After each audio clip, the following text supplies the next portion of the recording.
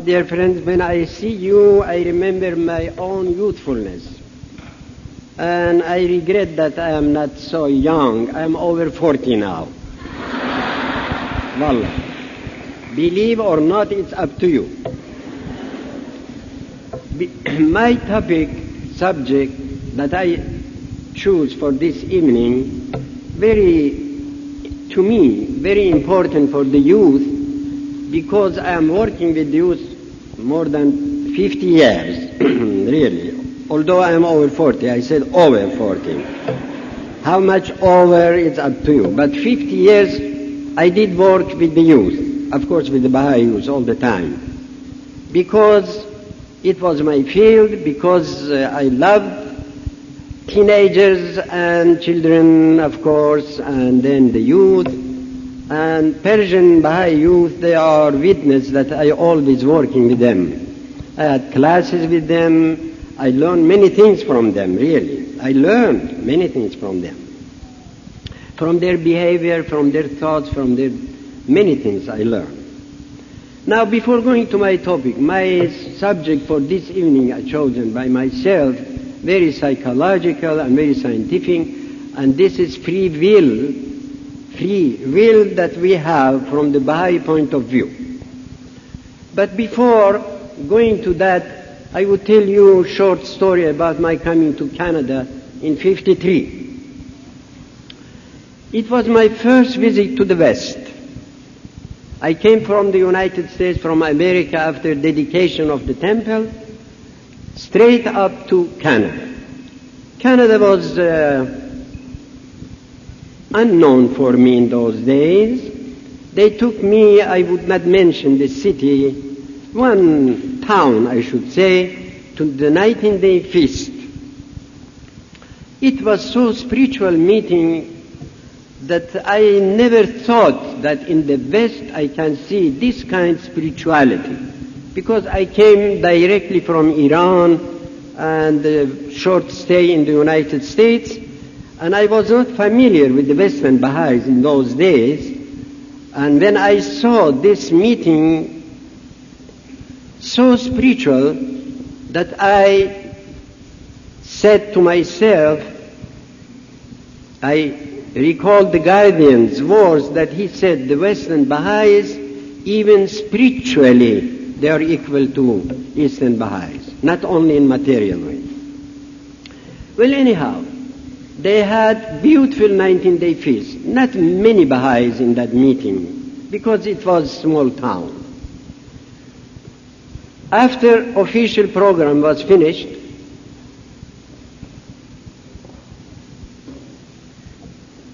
a young lady came to me, sat down next to me and said, "Are you hand of the cause?" I said, "Yes, people say so."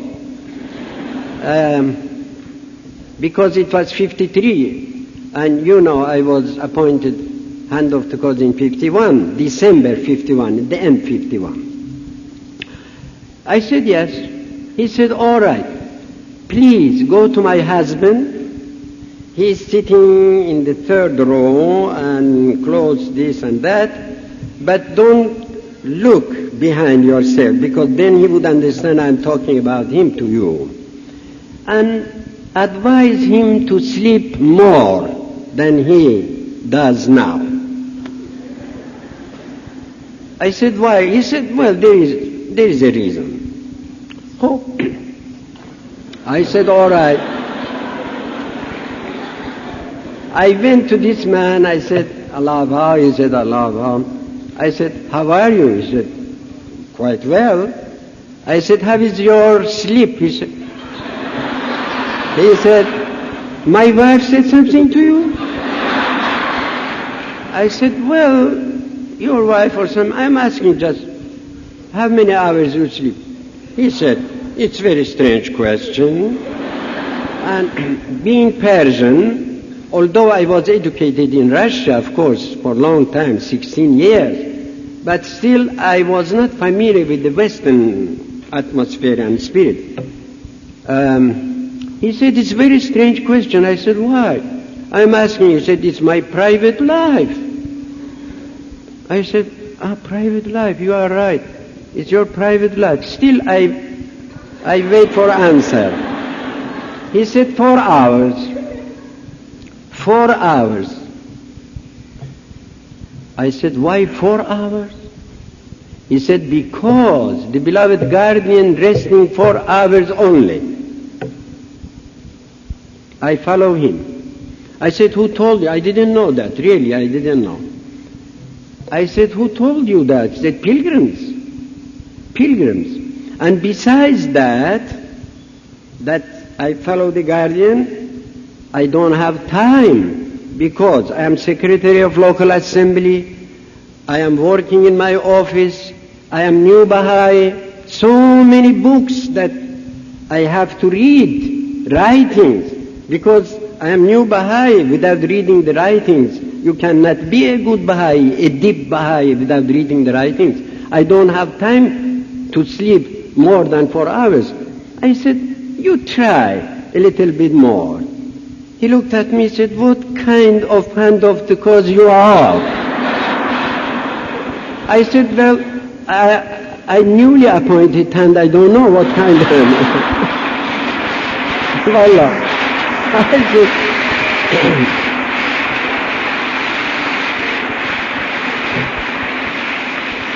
then I said, my dear friend, don't be upset because some people are wise, some are otherwise. Maybe I am in second category. Don't be upset. He said, do you want me to bring text from Baha'u'llah that he says, you must not sleep? I said, oh, we have this kind of text that we must not sleep. Please bring that. He brought me Baha'i prayers, opened that, he said, look what Baha'u'llah says. How could I go to bed when the eyes of your lovers are vacant? You know that, the prayer before going to bed. Well, I said, you are right. You do whatever you want. I came to the lady. He said, what he said? I said, my dear lady, I was your guest. Why you did that to me? Why you did that to me? Leave your husband free. Let him do whatever he wishes. He is right. She said, you are hand of the call.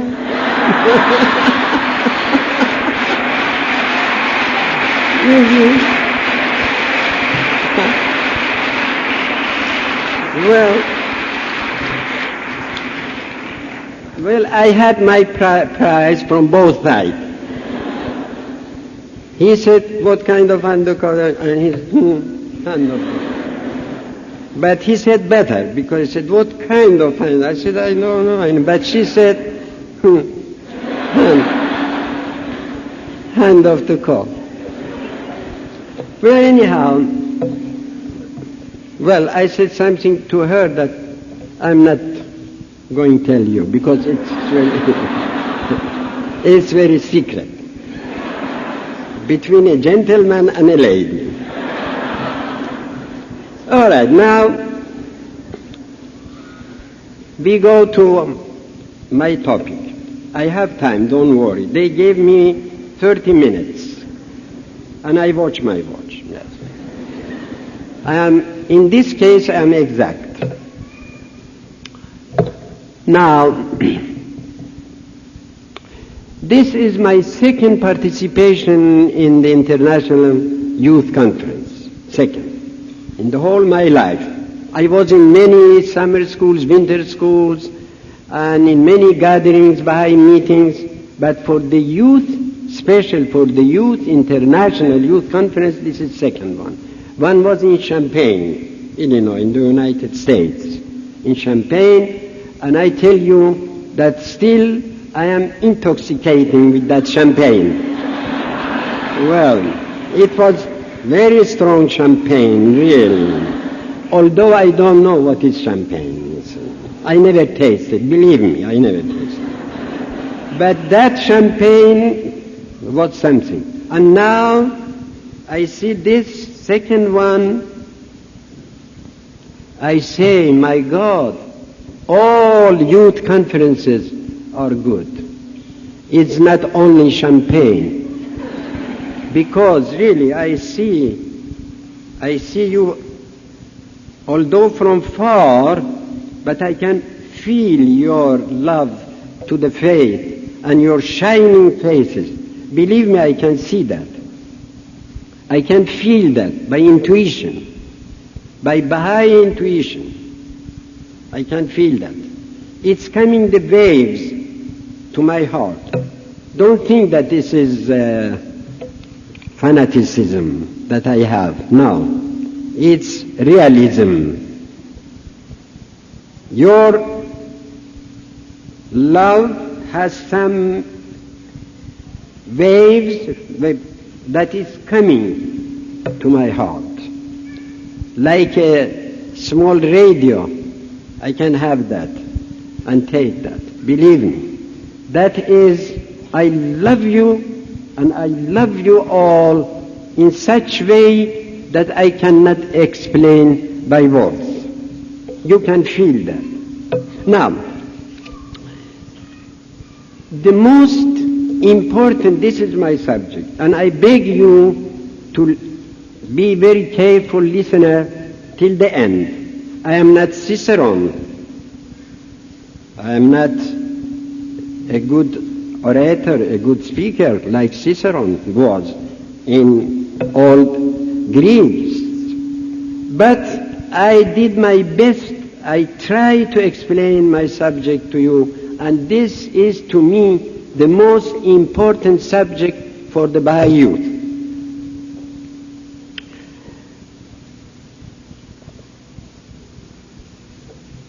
We are human beings.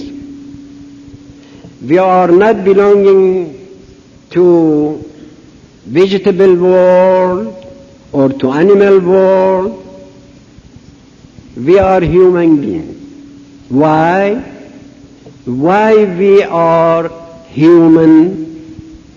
Because God gave us the most precious gift, that is free will. Free will.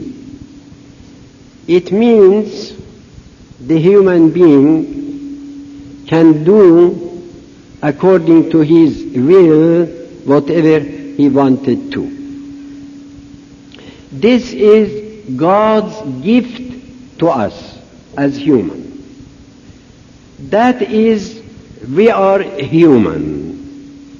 We are not belonging to animal world. Although animals have instincts and some kind of very limited will, but it is not free will, because they are, you know better this, because you are students, you are scientists, you are going to the university. I know that you know all these things better than I do. Their will is very limited by their instincts, but we have free will. By free will, it means that a man, by man I mean human, not woman and man. A man can do whatever he wants to. That is free will. This is the gift of God, but in the same time, this free will is the source of all problems in humankind. If this free will be used in good way, in right way, you put your will in good channel, then this is really the gift of God. Like so many people they did that, so many people they put their will in invention, in science, in all good for humanity. But, as we say in Persian, Khuda nakunad, God forbid, God forbid, if we, you I mean human being, they will put their free will in wrong channel, in wrong way, then you will have crime, you will have calamities, you will have problems. All things that you can see now in the miserable world that we have now, it's because of that free will that people put in the wrong way. I can be very merciful to the people, I can serve them, I can work for the peace, or I can be murderer, I can be killer, I can do many crimes, as you see that the world now is in this position. Go back to the Guardian's writings and see how the beloved Guardian explained Baha'u'llah's words and Abdul Baha's words, and talks if the people would not be educated in principles of God, they will be, I am quoting Abdul Baha, much worse than animals. Because when animals are doing this kind of things that now this human being, most of them they do,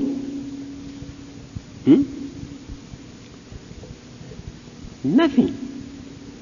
Sometimes when I read the books and then I watch some films of television, some of course not all, and then I see or I hear or I watch this crime business, what people do, killing, bloodshed, doing this, doing that, I say, oh God, I wanted to be an animal. I wanted to be a cat, a dog, whatever you wish, because they never do these kind of things. Even to their parents, even to their friends. My God, how many crimes in our world, and especially, sorry to say, I am so sorry to say, from young people. From young people. Why? Because they have free will. They can have knife in their hands, their will can do that and kill somebody. They have hand and they have free will to take one bottle of alcohol and drink. And I collected many statistics that I cannot really open to you because it is not worthy for the Baha'i gathering to bring this kind of things up. In one country, this is not my way to name, 1.5 million, according to official statistics, they have alcoholic people, sick, that they wanted always to have this alcohol, otherwise they cannot live, and the government should keep them. You, me, others should work and pay taxes and spend for those people for alcoholic. And this is good. And then drugs, and this hashish, and this and that. Read the Guardian's writings. Read the Guardian's writings, how he is portraying, how beautifully he is portraying for you, picturing for you the situation in our world. You know better, because you are association with your friends. You know what is going on in the world. This is the source of free will, business with alcohol, with this, with that, with drugs, with such, because they do not have free will. They do not have free will. You have free will, for instance, to break the law.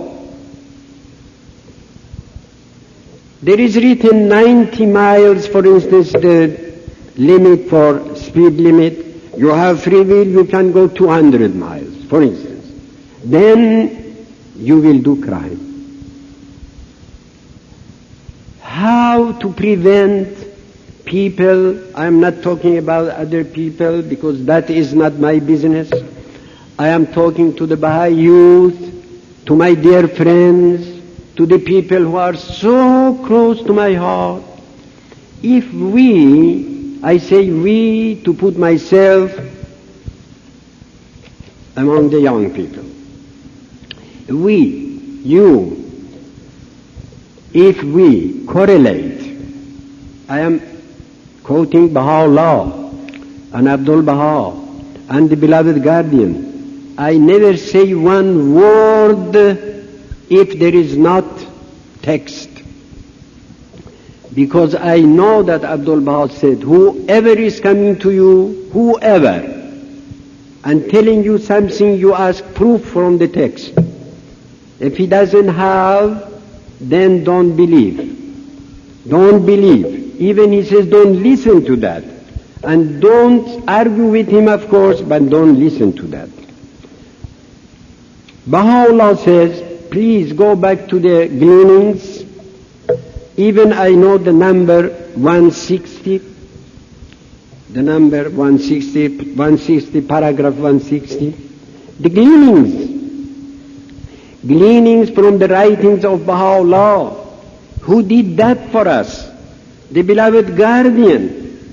He did that to us to read that, not to decorate our library for that book or other books. He translated this book, Gleanings from the writings of Baha'u'llah.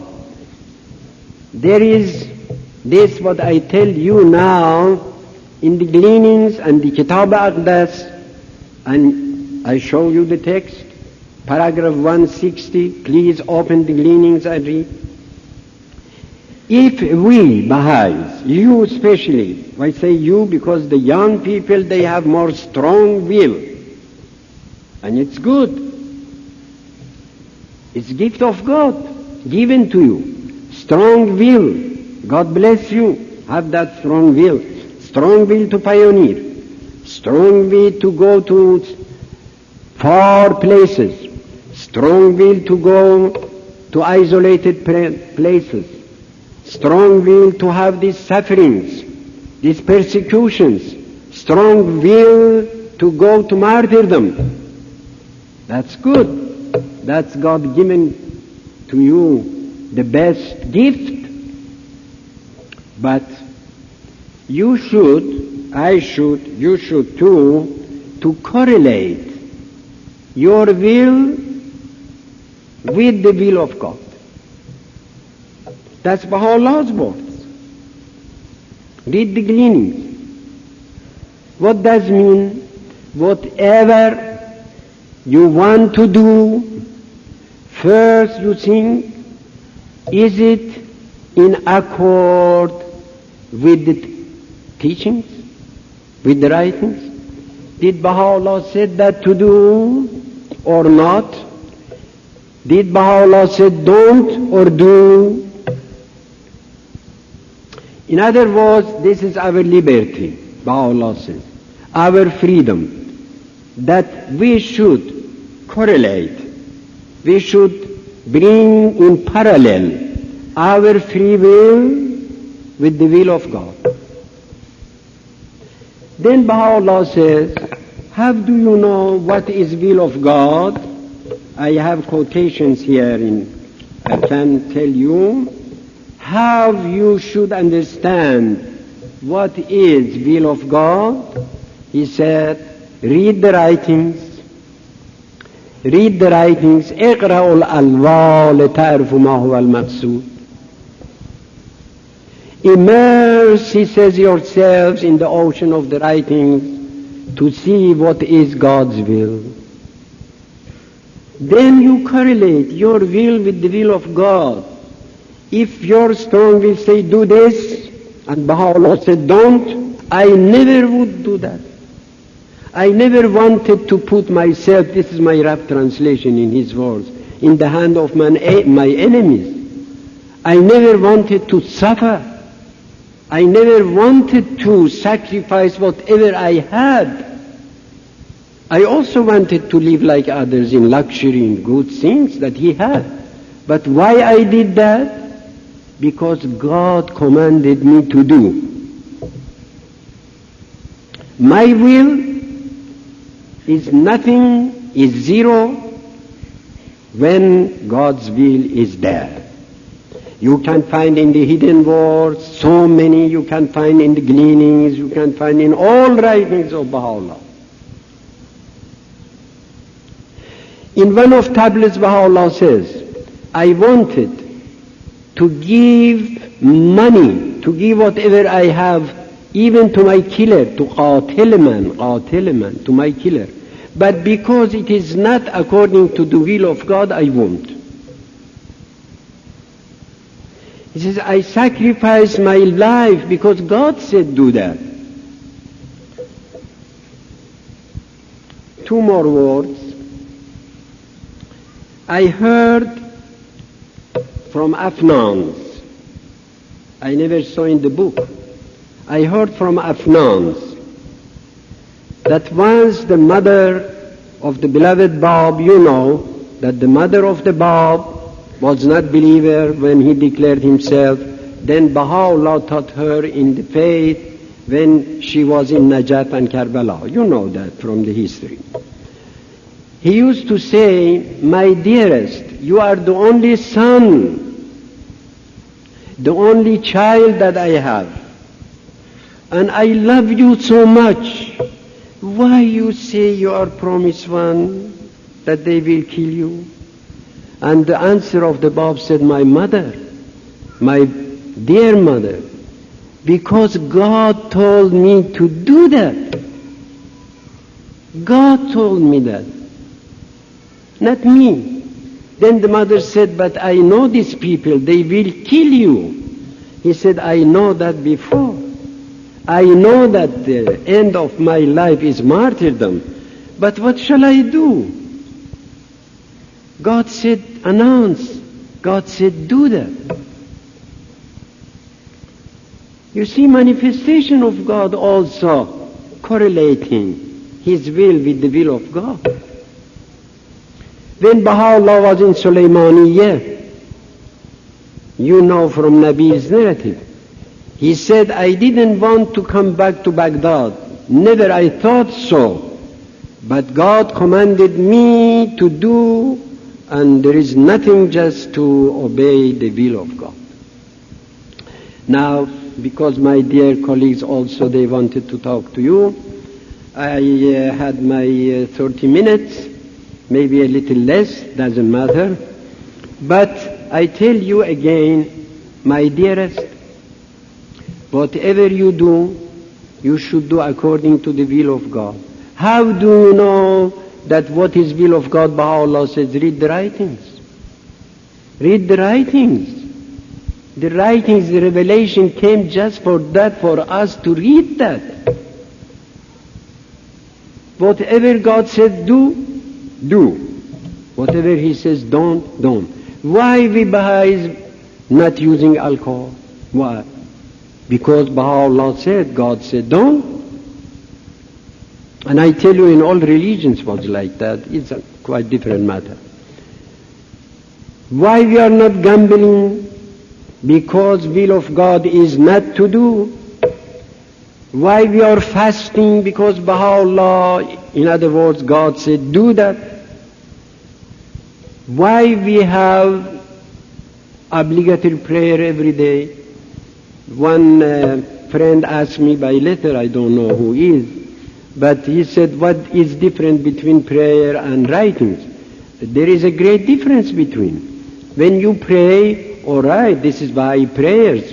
anytime you wish to pray. But writings, to read writings, it means to read Baha'u'llah's tablets, Ishraqat, Tajalliyat, I don't know how in Russian, in English, Tarazat, Tajalliyat, Kitab, and so many writings were revealed by Baha'u'llah. We should read those and understand. Baha'u'llah said, read the writings to know what God wanted you to do. In the presence of the guardian, permit me just 2 minutes. I used all my minutes.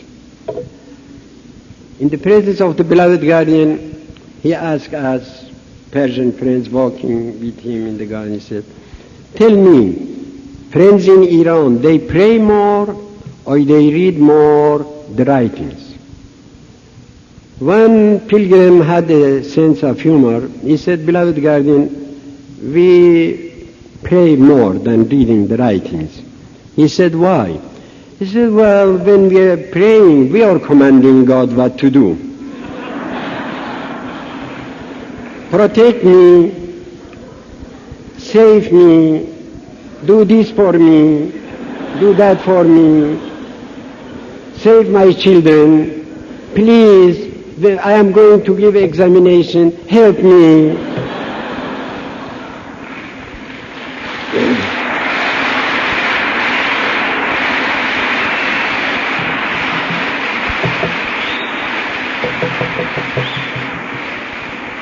But when we are reading the writings, he said, that pilgrim, God commanding us what to do. Do this, don't do that. It's easier to pray.